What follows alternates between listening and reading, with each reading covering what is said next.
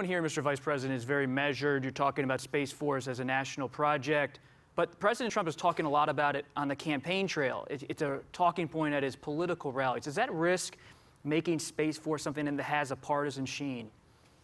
Well, no. I actually think there's broad bipartisan support for Space Force. In fact, in the last National Defense Bill, there was language for what would be called the Space Corps that had broad bipartisan support. This is actually an issue, Bob, that Republicans and Democrats have spoken about for some time, but President Trump has essentially seized on it. And as he does with so many other issues, he's been able to communicate that in a way that's captured the imagination of the American people.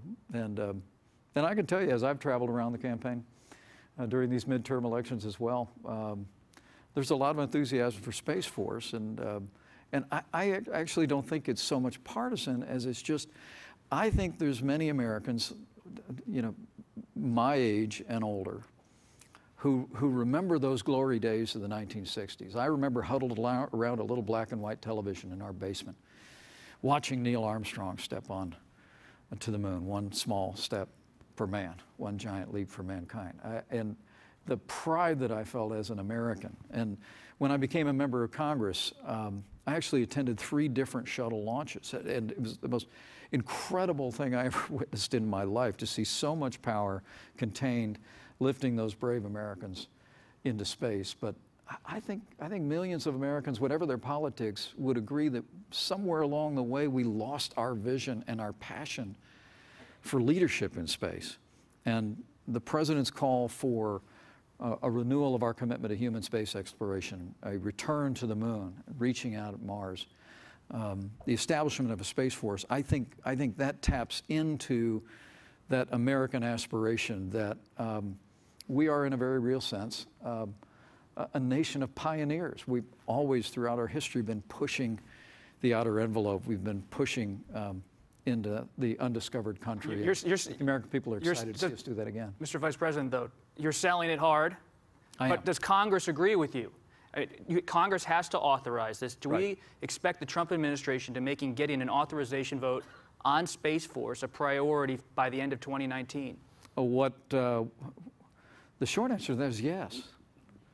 The President's made it very clear in the next National Defense Authorization Act that he wants language that authorizes the establishment of the United States Space Force and a department as the 6th branch of the service. But we're taking steps even before that.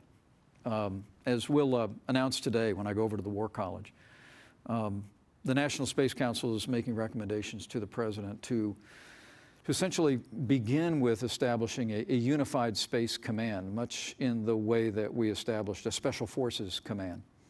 We all remember the Iran hostage crisis during the Carter administration and the disaster in the desert that took place. Shortly after that was when the United States made the decision to establish a unified Special Forces Command. So now, Special Forces in all different branches of the service operate under a unified command, so that when Special Forces are deployed, it's fully coordinated. And what the President's envisioned here is, let's begin by bringing everyone under a unified command. Let's stand up a space development agency so we can establish the authorities necessary, the chain of command, promote the technologies. I mean, we roughly have about 60,000 people in all the different branches of the service and our intelligence community who work in and around space security today. We haven't been neglectful of this. We haven't brought it all together in one place, and that's what the President purposes to do with the United States Space Force and the department that will establish it. But going to the Congress, asking the Congress for that authorizing legislation is something the President has made it clear is a priority, and we'll be working when we re-elect these Republican majorities on Capitol Hill. We'll be working with re-elected Republican majorities to do just that. One final